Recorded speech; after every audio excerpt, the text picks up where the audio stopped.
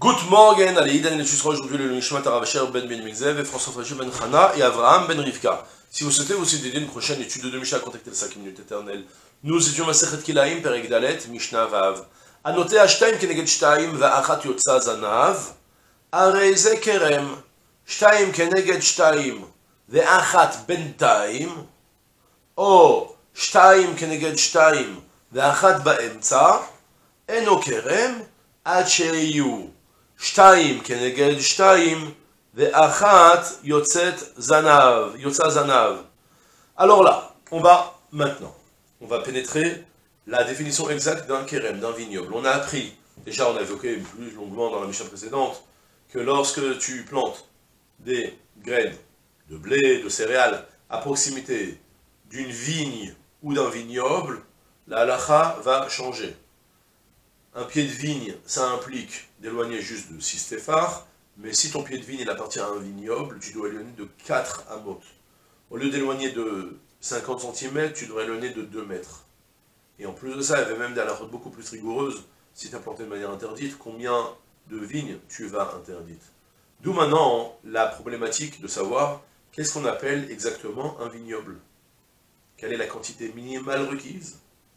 Et en plus de ça, de quelle manière les vignes doivent être disposées. Soit, alors le minimum d'un vignoble, c'est d'avoir d'abord 5 pieds de vigne. Ça, c'est la donnée de base de notre Mishnah, et même dans la Mishnah précédente. On a vu dans la Mishnah précédente que d'après Beth Shammai, tu peux faire même un vignoble avec une seule rangée si tu veux. D'après Beth Hillel, il faut le disposer nécessairement en 2 rangées. Mais même c'est quoi 2 rangées? Alors je dis tout de suite. Ça s'appelle Shtaim Keneged Shtaim Va'achat Yotza Zanav. C'est la première phrase de la Mishnah. C'est une phrase connue qu'on rapporte de partout dès qu'on parle de Kilaim. Shtaim Keneged Shtaim Va'achat Yotza Zanav, toujours. C'est quoi? Shtaim Keneged Shtaim, c'est que tu en as 2 en face de l'autre, et un qui est Yotza Zanav, un qui sort comme une petite queue. D'où la problématique, c'est quoi la petite queue? C'est qu'elle est au milieu ou c'est qu'elle est sur le côté? C'est une grande marloquette dans les Mefarshim, comme expliqué. Le Rambam, il pense qu'elle est au milieu, et d'après les Mefarshim, non, il faut nécessairement 3 et 2. Parce que si c'est au milieu, justement, ce sera permis, c'est pas un vignoble. C'est la problématique. Et le Barthénora, comment est-ce qu'il l'a dit? Le Barthénora, il va selon le Rambam, qui pense que. Donc on va rester fidèle au Barthénora et avec le Rambam, comme ça, au moins on a une allure beaucoup plus claire. Donc ce qui est interdit, c'est quand tu as 2 vignes séparées de 4 amotes entre les deux.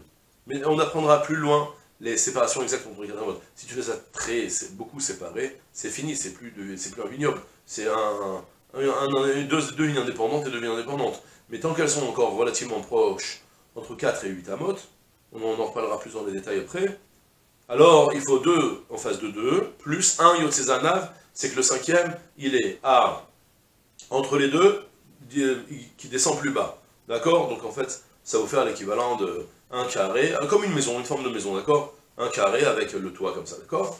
Donc c'est ce qui nous dit la Mishnah. Notez Ashtaim Keneged Shtaim Va'achat Yotza Zanav. Celui qui plante 2 en face de 2, plus 1 qui est Yotze Zanav, qui sort en queue, donc au milieu, comme nous dit le Barthénora, Areze Kerem, ça s'appelle un vignoble. Par contre, si c'est Shtaim Keneged Shtaim Va'achat Bentaim, par contre, si c'est, alors je ne sais pas quel Mishnah vous avez devant vous, mais vous voyez sûrement sur le côté, si vous avez le Tosot Yom Tov, il nous fait des dessins, avec toutes sortes d'étoiles. En fait, si tu as 2 en face de 2, plus 1 au milieu, donc tu as fait comme sur les dés, là, quand on a le 5, dans le G2D, sur le 5, là, la croix comme ça, le 4 avec un au milieu, ça, c'est pas bon. Shtaim Keneged Shtaim Va'achat Bentaim, ou encore O Shtaim Keneged Shtaim Ve'achat Ba'emtza. Ou bien tu en as 2 en face de 2, plus 1 qui est au milieu, même qui est entre les deux, bidiouk. Exactement, mais qui ne veut pas se démarquer sur une 3e rangée. Si on a le plan des horizontales et des verticales, parce que maintenant tu avais 2 verticales, plus 1 qui est au milieu, qui doit être en plus ça démarqué, ouvrir une 3e rangée, supplémentaire. Alors là, Eno Kerem, ce n'est pas un Kerem,